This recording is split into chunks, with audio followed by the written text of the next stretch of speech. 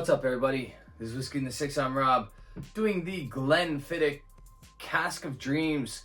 This one was the Cask of Dreams for Canada, exclusively bottled in 2012. So this is becoming vintage. Hard to come by, and then suddenly I came by 3 of them. So I got really lucky and bought a couple, or bought a few anyway. 48.8%. I tried this first at a bar, the Caledonian in Toronto.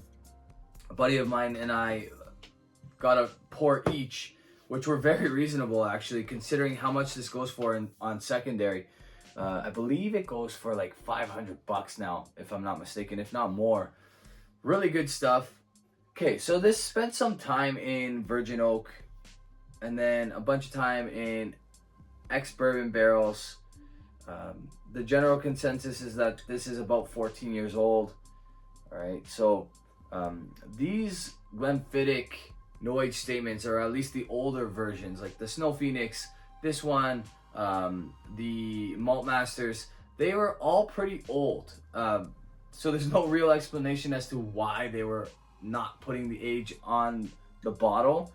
But when they did release the ages on these things, people were surprised to know that they were all above 11, 10 years old. I'm not sure why they didn't put age statements on these, but like I said, this one actually was 20 new oak casks. So I believe I remember a friend of mine, Beth, who used to work for Glenfiddich, actually had the opportunity herself to roll one of the casks down the street in Canada. I think they rolled a bunch of these across the entire country, if I'm not mistaken. So that's the story that goes behind this bottle.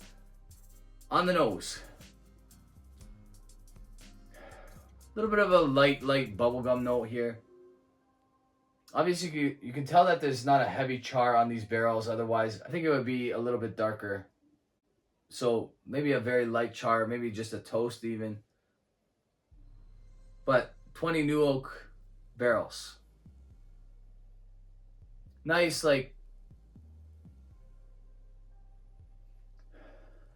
nice sweetness on this nose. A little bit of brown sugar kind of note. On the palate, the brown sugar kind of carries through. There's this kind of like grape skin kind of note as well. Nice, honestly, 48.8%, but you would never be able to tell that that's 48.8%. I wonder if this is chill filtered. Probably doesn't say on the bottle or the tin, considering this is Glenfiddich.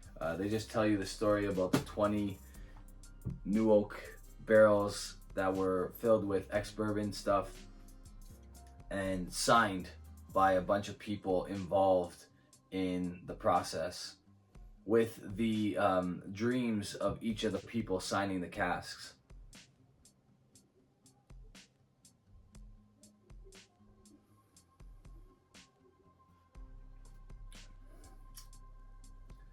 So there is batch variation between these. Like I said, this is the Canadian version, but there are other versions. I think there might be a European and an American one, or just a European one. I'm not 100% sure there. Not getting a ton on the nose, to be honest with you. Like I said, a light bubblegum kind of note. A little like grassy kind of hay notes. Maybe a little bit of that like brown sugar kind of note that I was saying.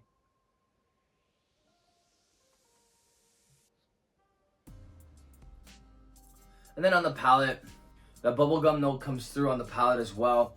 That grape skin notes there as well. Not overly long finish. Like I said, it's 48.8%. Doesn't taste like it is, so that's actually a really good thing. But also because of the ABV, I'm expecting a bigger viscosity, and there's not that. So kind of strange.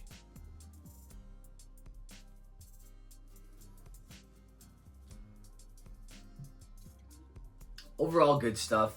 It's easy drinking. It's got some interesting notes on the palate, some unique notes that you don't really get from Glenfiddich. Probably one of the better Glenfiddichs that I've had. I would say that this is probably an 87. Would I buy it again? the original price was very, very good. These are, like I said, really expensive now on secondary, but I believe the original price was less than $100 Canadian. So at that price, yeah, it's definitely worth it. The secondary price is huge, and unfortunately, that's just the way the beast goes. This is bottled in 2012, so it's a piece of history now, and there is a cool Canadian story behind it, so I could see why people want to collect it. But like I said, it's close to $500 now. Alright guys, that's it for me. Hope you like this video. If you like it, give it a thumbs up. If you really like the video, hit the subscribe button if you haven't already. You can follow me on Instagram, Twitter, Facebook, and you can support this channel on Patreon. Cheers.